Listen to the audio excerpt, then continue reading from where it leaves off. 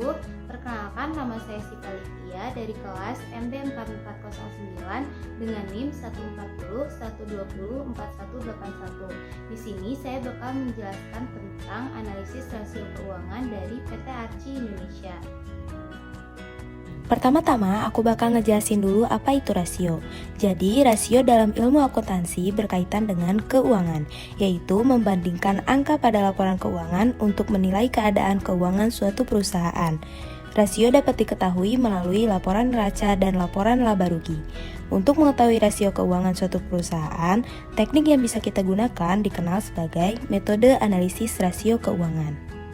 Untuk menganalisis rasio keuangan, ada beberapa jenis rasio yang perlu kita ketahui. Yang pertama yaitu rasio likuiditas. Rasio ini berguna untuk mengukur kemampuan likuiditas jangka pendek suatu perusahaan. Yang kedua ada rasio solvabilitas atau rasio utang yang berfokus untuk menganalisis kemampuan perusahaan untuk membayar seluruh hutangnya. Yang ketiga ada rasio aktivitas. Rasio ini berguna untuk mengukur tingkat efisiensi pemanfaatan sumber daya perusahaan.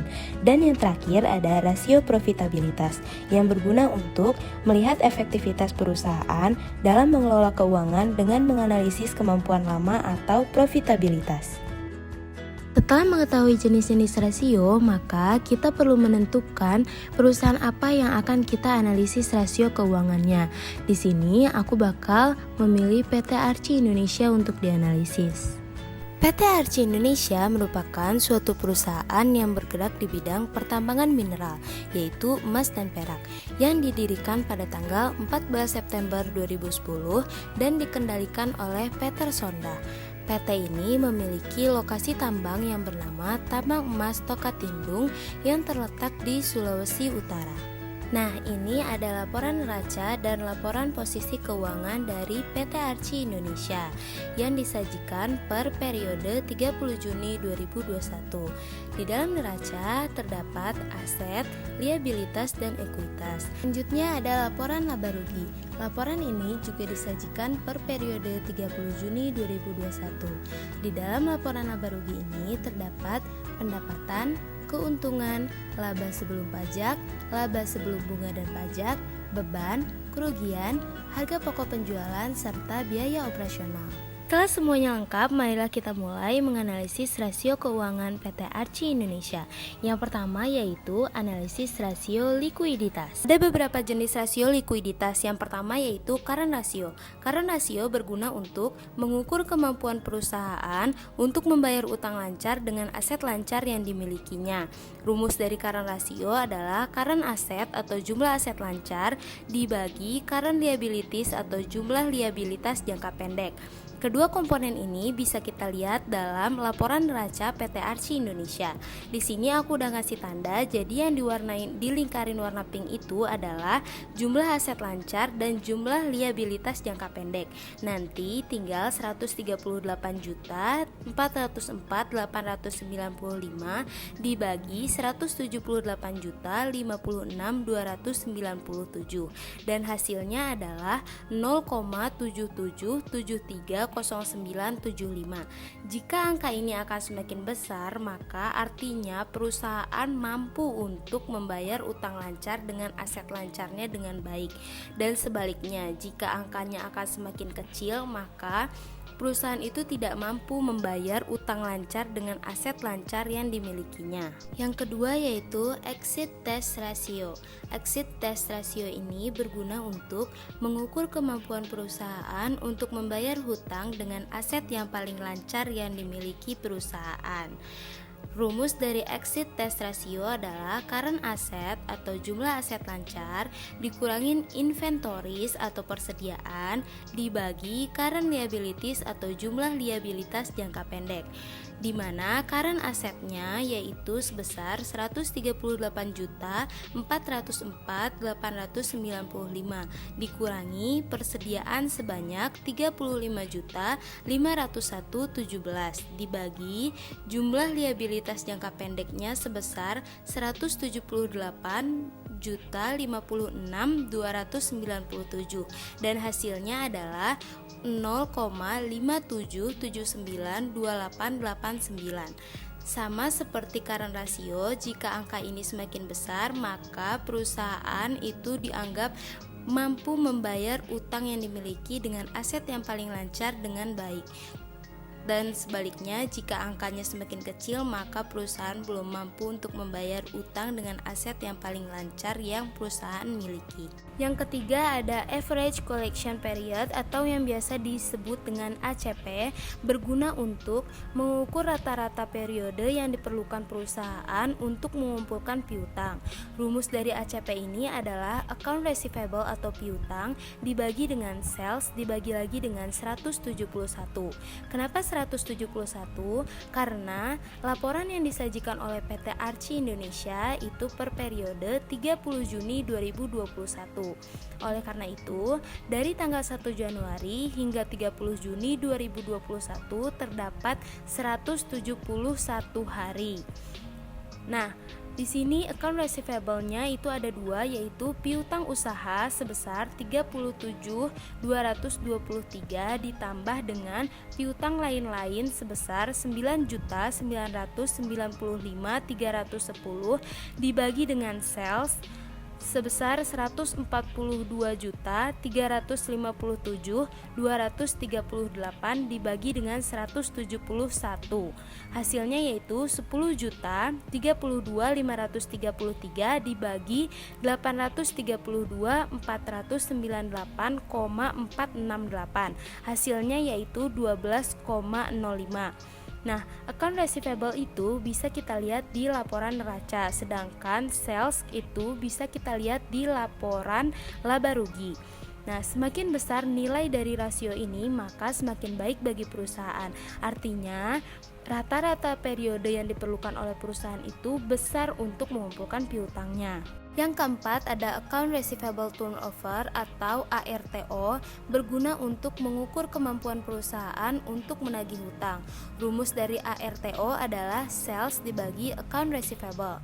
Sales di sini berasal dari pendapatan dari kontrak dengan pelanggan, yaitu sebesar 142.357.238 dibagi dengan account receivable atau piutang. Piutang yang pertama yaitu ada piutang usaha sebesar 37.223 ditambah dengan piutang lain-lain sebesar 9.995.310. Hasilnya yaitu 14,19. Semakin besar nilai rasio ini, maka semakin baik. Artinya, semakin besar nilai dari rasio ini, maka semakin besar juga kemampuan perusahaan untuk menagih hutangnya. Yang kelima yaitu inventory turnover, yang berguna untuk mengukur seberapa banyak persediaan yang mengalami perputaran. Rumusnya yaitu cost of goods sold (COGS) atau beban pokok penjualan dibagi dengan inventory atau persediaan.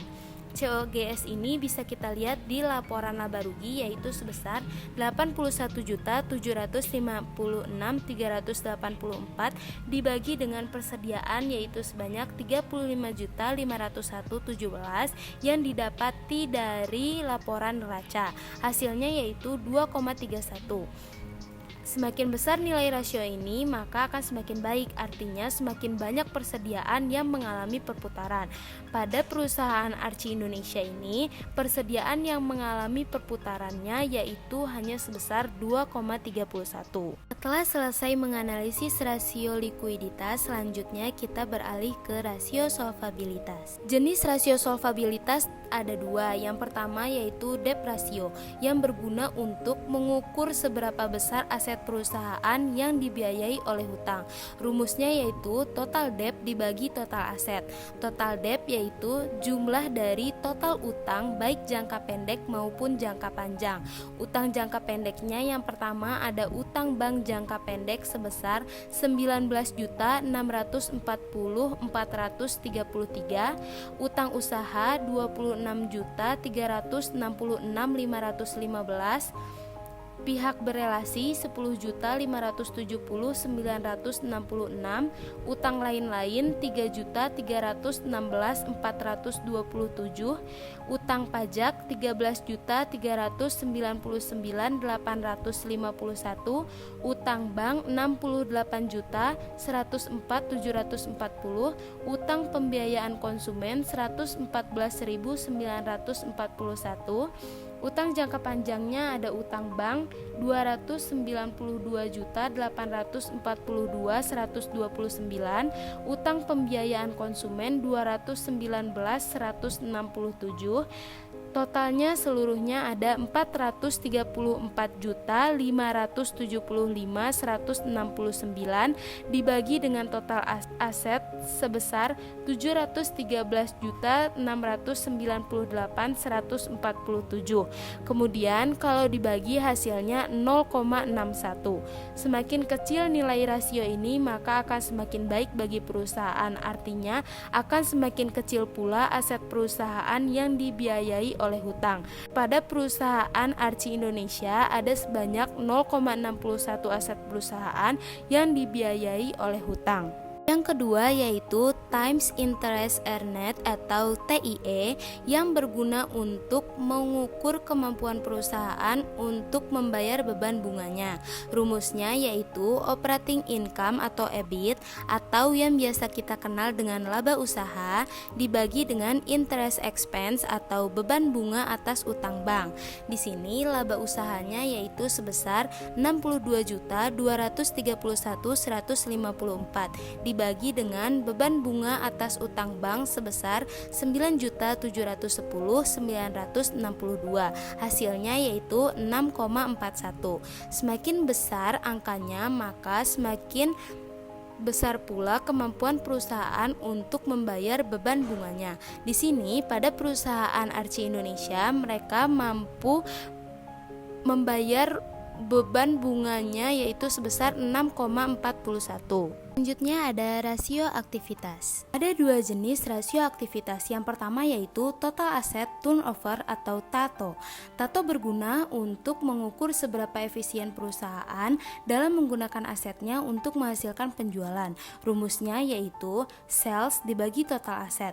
Salesnya sebesar 142.357.238 dibagi dengan total aset sebesar 713.698.147. Hasilnya yaitu 0,2. Semakin tinggi nilai rasio ini, maka akan semakin baik pula kemampuan perusahaan dalam memperoleh laba sehingga akan meningkatkan profitabilitas. Yang kedua yaitu fixed asset turnover yang berguna untuk mengukur seberapa baik suatu perusahaan dalam menggunakan aset tetapnya untuk menghasilkan penjualan. Rumusnya yaitu sales dibagi net fixed asset atau jumlah aset tidak lancar. Sales sebesar 142.357.238 dibagi dengan 575.293.252, hasilnya yaitu 0,25. Semakin besar nilai rasio ini maka akan semakin baik bagi perusahaan. Kemudian yang terakhir yaitu rasio profitabilitas. Jenis rasio profitabilitas yang pertama yaitu Operating Return on Investment atau OIROI yang didapatkan dari operating income dibagi dengan total aset. Nah, OIROI pada tahun 2021 itu sebesar 8,7% dan pada tahun 2020 sebesar 9,43%. Artinya, pada tahun 2020 perusahaan lebih efektif dalam menggunakan aset untuk menghasilkan laba operasional dibandingkan dengan tahun 2021. Yang kedua yaitu operating profit margin atau OPM yang didapatkan dari operating income dibagi dengan sales. Pada tahun 2021 itu sebesar 43,71% dan pada tahun 2020 sebesar 43,53%.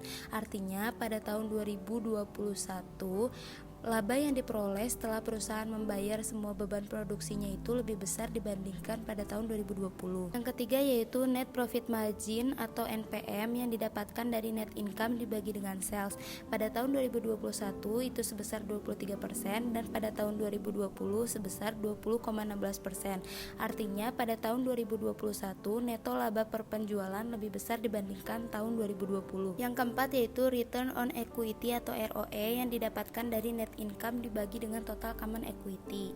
Nah, pada tahun 2021 itu sebesar 17,23% dan pada tahun 2020 sebesar 27,8%.